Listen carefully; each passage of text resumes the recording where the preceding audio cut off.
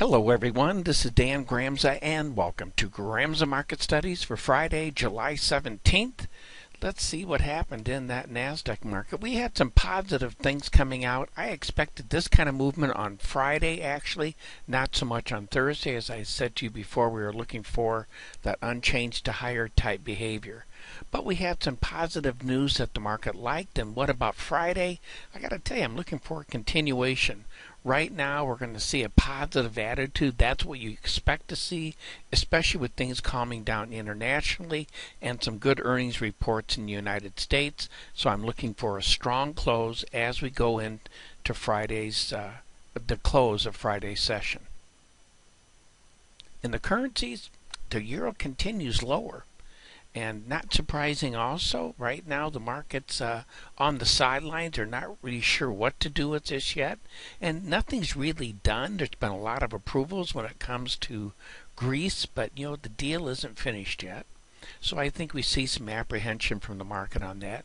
Dollar's stronger across the board in these currencies. I'm looking for a sideways move here in the euro. Interest rates? Well, they did back off a bit. As I said, I'm bearish on the 10-year notes here. We did trade lower. That would have been a red candle when we traded at that low price.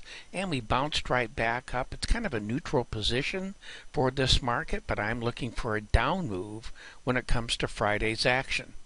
And the gold market, well, it's slowing down. But have we really gotten low enough to find some buyers to give us follow through? I have my doubts about that.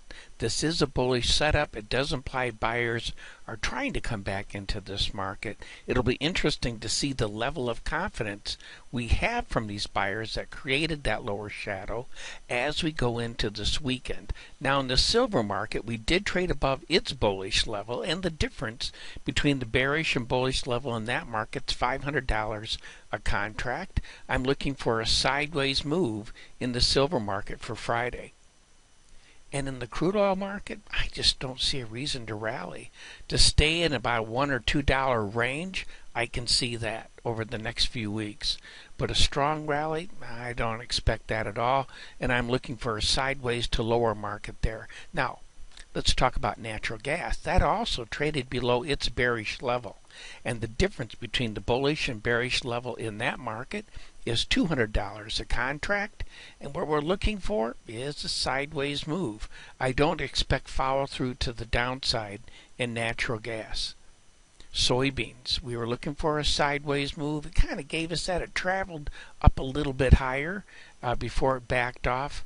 But we have containment shadows here. I do not look for this to continue weaker as we go into the weekend, but rather a market that's going to leave a shadow on the bottom and maybe pull back a little bit as we start the weekend. Well, that concludes today's market studies. Thank you for being with me.